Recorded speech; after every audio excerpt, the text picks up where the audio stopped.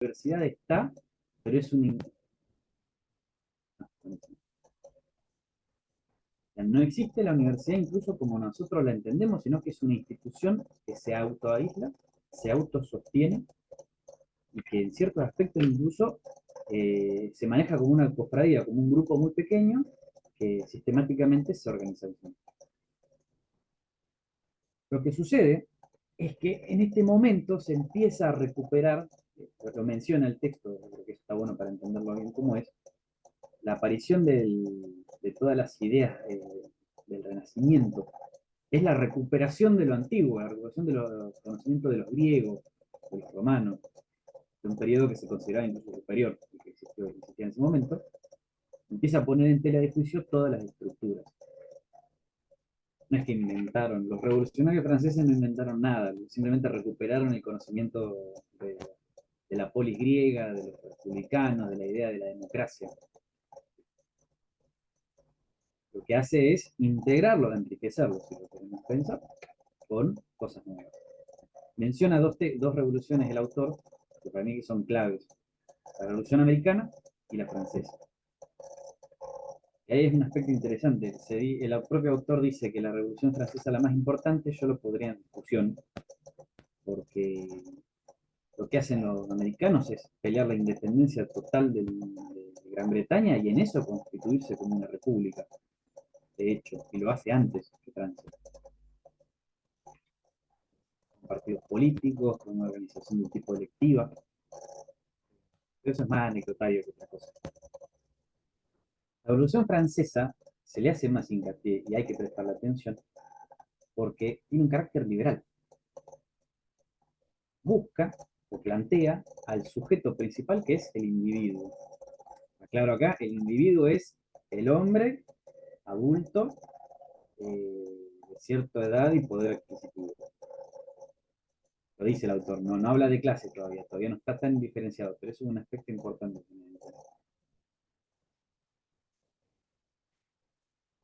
¿Por qué? Porque nosotros acá venimos, o por lo menos estos los revolucionarios vienen, son herederos de todo un sistema que los separaba. Este concepto de lo estamental, no sé si lo llegaron a entender del todo.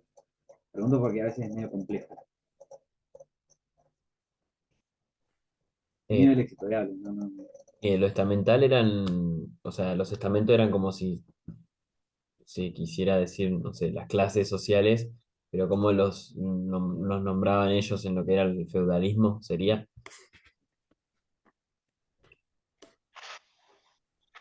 Exactamente.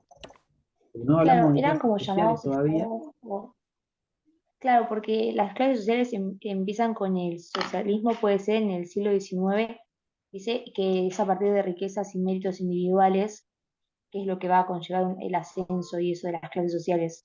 Pero dicen que son como estados o estamentos determinados por el nacimiento y que son de generación en generación sin movilidad social. Así se tomaba en el antiguo régimen, ¿no? Y con la Exactamente. ruptura y la caída del antiguo régimen, empiezan, o sea, ya se pasa de eso a una conformación de nación, creo que es uno de los subtítulos de Ossenbach, eh, pero siguen sin existir aún las clases sociales, sino que van a haber diferenciaciones en base a esa idea de igualdad y fraternidad de la Revolución Francesa. Hay un debate incluso en eso, porque muchos autores le criticarían Mm. a Rosenbach que está equivocado, que las clases existen de antes, pero no vamos a entrar ahí porque es un desorden de otra cosa. Lo que nos interesa acá es que el estamento, la estructura estamental es rígida. No sé si alguna vez escucharon hablar del concepto del techo de vidrio, lo de que uno puede llegar hasta cierto punto, pero hay un límite que está establecido sobre ciertos aspectos. Acá el techo no es de vidrio, el techo es bien clarito. O sea, si vos sos un campesino, campesino vas a ser, vas a nacer, vivir y morir. No vas a salir de ahí. Vos sos noble, podés estar en la situación de pobreza más extrema, pero sos noble, no vas a salir de ahí. Sos parte de la estructura clerical, sos monje, por ejemplo, tenés una serie de derechos y virtudes, nadie te los puede quitar. La revolución rompe con todo eso, o sea, piensen de esta manera, estamos hablando del pueblo guillotinando al rey y a la reina. muy rupturista en ese momento. Y lo tenés que entender como una cuestión de que el individuo, en ese sentido, el individuo en su aspecto más individual, el sujeto, yo, Gasti, Marce, Adi, Iván, o sea, estamos hablando de eso. No hay una cuestión todavía divisoria de clases o de valor en relación a ciertos aspectos económicos. Eso va a suceder más adelante. Porque el tercer estamento, que se menciona en el texto, eh, es un popurrí. Está el burgués, está el pequeño propietario, está el campesino, e incluso están los pobres. El pobre en el sentido más estricto de la palabra. O sea, se consideraba parte del cuarto estamento a un burgués que a la persona que estaba viviendo en una calle en París. Interesante eso porque por eso es diferente o por eso hay debate en relación a si hablamos de clases o no. Lo que hace esto, lo que viene a traer, es la discusión acerca de lo individual. El individuo como sujeto, en sus capacidades productivas, sociales, culturales, individuales. Repito individual mucho porque es importante. Porque lo que se plantea es que el Estado, la nación, está representada por sus individuos, no por un individuo. Entonces, todos los individuos son parte de y tienen que tener la capacidad de desarrollarse en su máxima expresión en todos los aspectos que ellos quieran. No sé si vieron que en el texto incluso se menciona un párrafo de la Constitución de los Estados Unidos que habla de dar la libertad al pueblo, al individuo de este pueblo a ser feliz en todas sus formas. Por supuesto hay formas, no lo dicen de hecho. No es que es una cosa extraordinaria, sino que todavía estamos encorsetados por ideas. Y es importante porque acá, no sé si vieron que se hace la distinción, estamos hablando de Estado liberal, no de Estado democrático. ¿Por qué? Porque todavía no estamos hablando de democracia en el sentido estricto que nosotros entendemos. Estamos hablando de un Estado liberal, individual. ¿Por qué? Porque si nosotros hablamos de Estado democrático, hay una representación, de hecho, en la que todos podemos participar. Hay un ejemplo muy bueno, esto es más anecdotario, pero para que se hagan una idea de por qué es tan importante. Cuando se hace la Carta de Derechos, los franceses hacen la Carta de Derechos, la famosa, todos los hombres son iguales, todo eso, habrán escuchado alguna vez en la secundaria, se arma debate porque en un momento un representante de la rama más extremista de los ciudadanos en el Congreso plantea, che, ¿y los negros qué? ¿Son o no ciudadanos? Son individuos. Se arma debate y la rama más extremista para el otro lado le plantea a ese diputado que si los negros tienen que ser considerados individuos y ciudadanos, entonces los burros también. Todavía no estamos en la democracia, todavía estamos en el sentido liberal. El ciudadano es, de nuevo, blanco, hombre y de cierto grado social.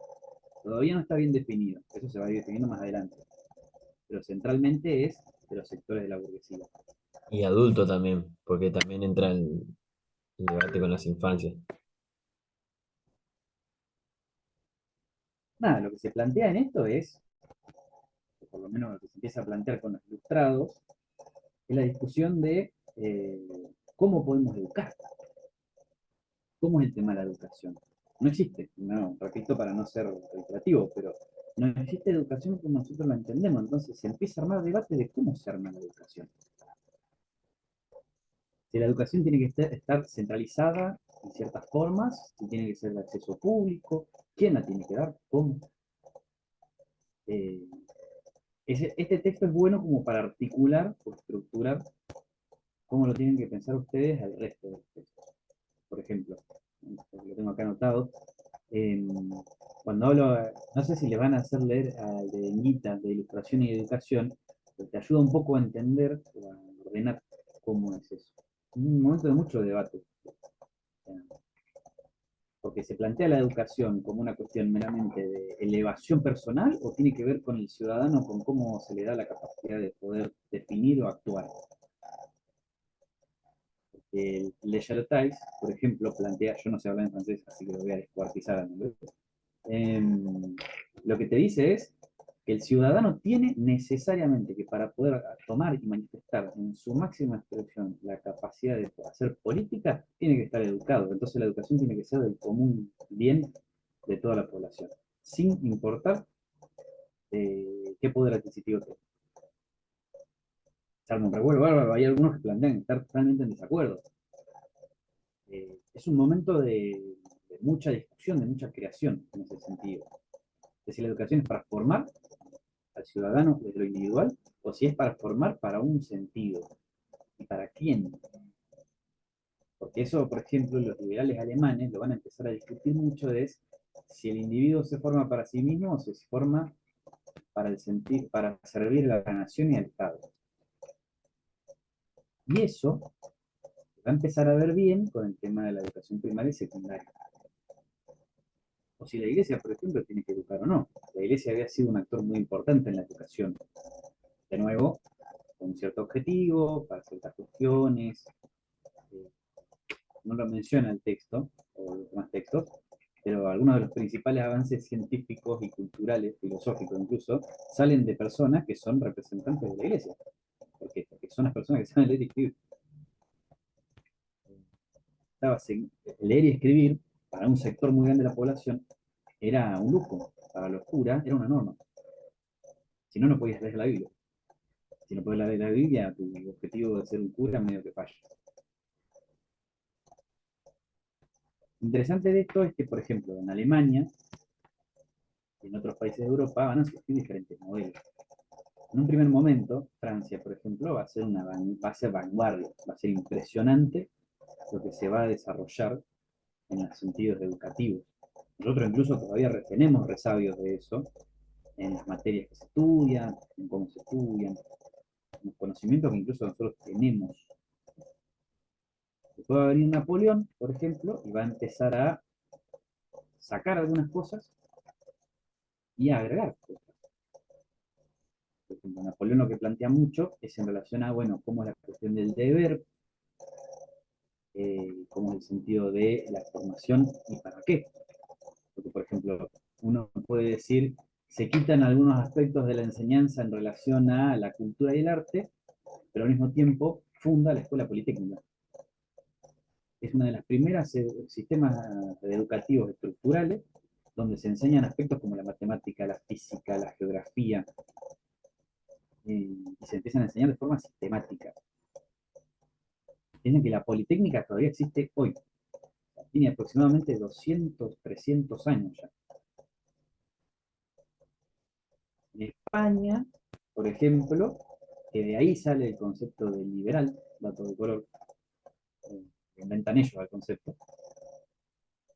Hay un debate muy grosso, porque vos tenés una España que está un para arriba, que quiere discutir cuestiones súper importantes acerca del individuo, de la reforma de la educación, y ellos tienen el principal debate, que es religioso.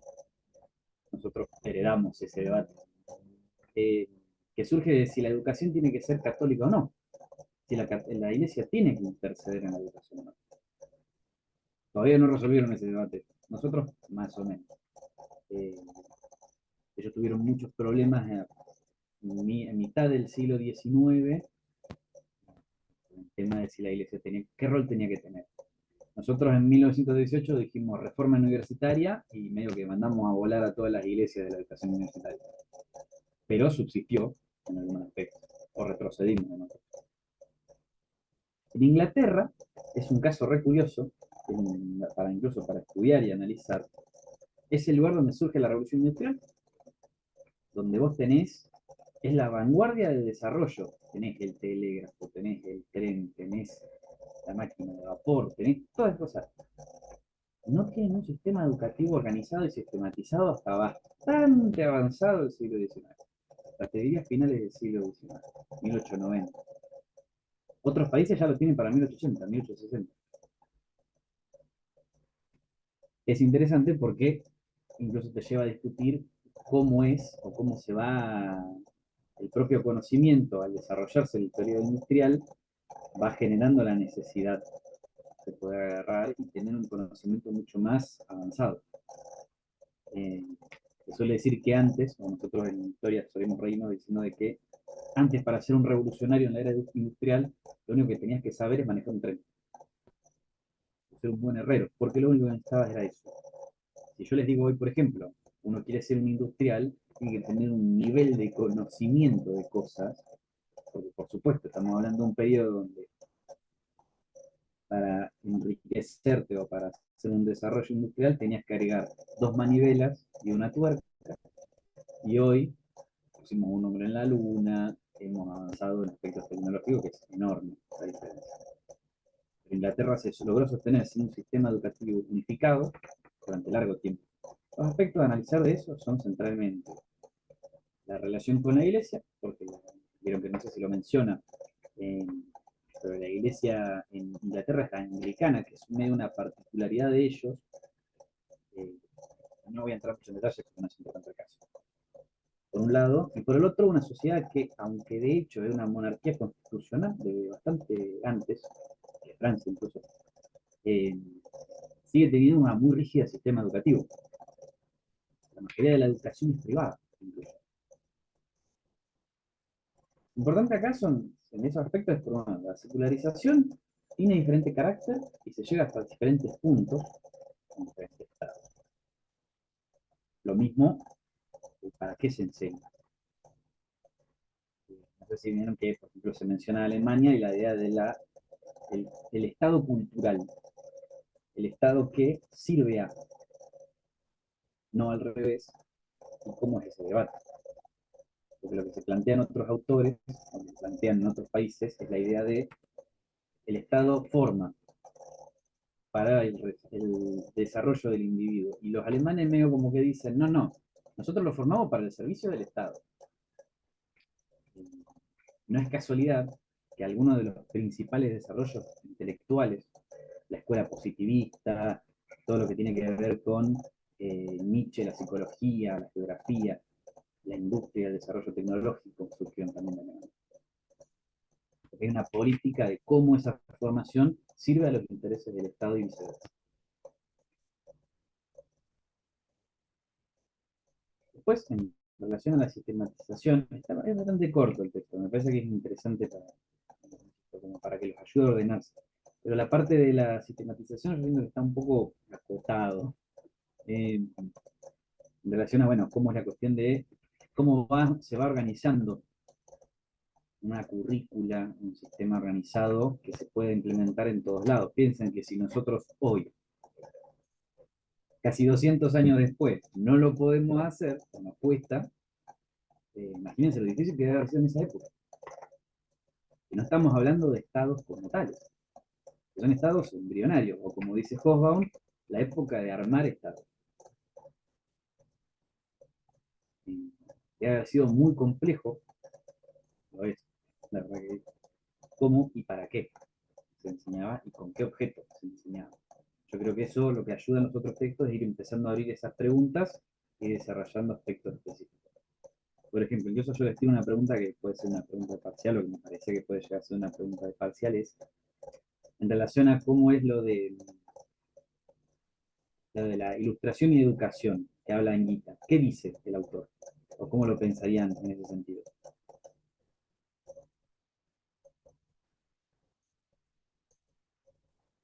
¿A qué te referís? ¿En qué dice? ¿En general o qué es lo que rescata principalmente?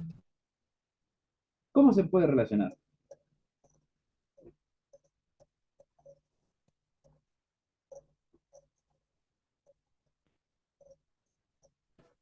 Y en un principio lo que decía el chabón era que no era como era como un movimiento de pensadores que tenía cierto nivel de difusión, pero no es que estaba muy organizado. De hecho, habían varios exponentes que incluso entre ellos muchas veces también chocaban en algunas cuestiones. Porque, por ejemplo, todos decían que había que, por así iluminar, empujaban el proceso de la difusión de las luces, como en sentido de la educación, de que hay que educar al ciudadano. Después, en los métodos, ahí como que tenían distintas ideas, porque, por ejemplo, yo lo tengo marcado acá, pero no sé, ponele, en un momento Pues está Kant, por ejemplo, está Locke y está Condorcet, que uno decía que la educación tenía que ser privada, que no era para todo el mundo igual. Otro decía que la educación tenía que ser pública y gratuita para que esté al alcance de todos. Y Condorcet había abogado por un sistema nacional de educación, ya más pensando también en el rol del Estado. No solamente en el tipo de sistema de educación era el debate que tenían entre ellos, sino también después el para quién. Si era para todos, si era para solamente los de más alto nivel social. Sí, medio como que tenían un acuerdo quizás en que dejaban de lado el tema de las mujeres, por ejemplo, como que eran, en ese sentido, siempre como que hacían una diferenciación, era para el hombre. Pero después entre ellos se encuentra la diferencia en que uno era para todos, otro, incluyendo a los pobres, otro era solamente para el hombre blanco de alta posición económica. Eh, Claro, o sea, como que en primer lugar te vuelve a hacer como, toma la frase como que el legado es irrenunciable, aludiendo a los iluministas como el progreso y toda la idea del progreso, la libertad, los conocimientos útiles a partir de la ciencia, eh, nada, cómo a partir de la razón se puede tener autoridad y cómo esa autonomía en el siglo XVIII era despojarse de los saberes eclesiásticos y demás. Después te pone posturas como la de Rousseau, la de Locke, Kant, y bueno, te pone también una contraposición en el sentido de que es como decía Gasti, que Locke, por ejemplo, odiaba la escuela pública y Kant se oponía a la idea de Locke porque se sentía que el único garante por ahí de educación era el Estado y no la familia, eh, pero siento como que hace más énfasis a cómo la ilustración se mete en la idea de educación y después, bueno, si te pone como para quién era la ilustración, que era un movimiento ideológico político que se marcaba como que, y se presentaba como tal, universal, pero que sí dejaba de lado a las mujeres y a los más humildes, y por eso había marcado como una división étnica y racial, creo que decía, y demuestra como Condorcet era como una de las miradas por ahí que son más nuevas hoy por hoy, que implanta lo de las escuelas mixtas, lo de incluir, o sea, abolir la esclavitud de los negros, también creo que habla de, bueno, defender los derechos del hombre, claro, y la instrucción también de la mujer, que en ese momento quedaba subordinada a la idea del hombre como autoridad. Después, cuando habla de la trascendencia ilustrada, ahí te marca las dos posturas de cómo los ilustrados marcaban entre libres y no libres, que era lo que veníamos hablando ya en el texto anterior también que lo nombramos, eh, y cómo en ese momento se legitimaban las ideas de, bueno, el trabajo forzoso, la jerarquía sobre los obreros, y cómo Kant era también la frase de atrever a pensar que a partir de la razón se tenía autonomía, y cómo también se veía, vieron el dibujo, la ilustración esa del árbol, y el palo era el docente y el árbol sueco era el alumno. Bueno, como decía que el docente o tutor era el encargado de instruir y direccionar a partir de los conocimientos al nene, o sea, al niño en su especificidad. Ya ahí marcó que la edad eh, o sea, se legitimizó la especificidad y naturaleza del niño, ya ahí en el texto. Bueno, eso es muy bueno, miren, porque muy bien, hay un aspecto acá que me parece central, que es, la ilustración no es una idea unificada. Eso lo Perdón, dice acá, muy bien. perdón, nos corta un cachito. El Zoom en un cachito se va a cortar, porque vieron que Zoom hace eso, pero entramos con el mismo link. Si se corta, entramos con el mismo link de vuelta, ¿sí? Ahí escribo en el grupo cualquier cosa. Dale.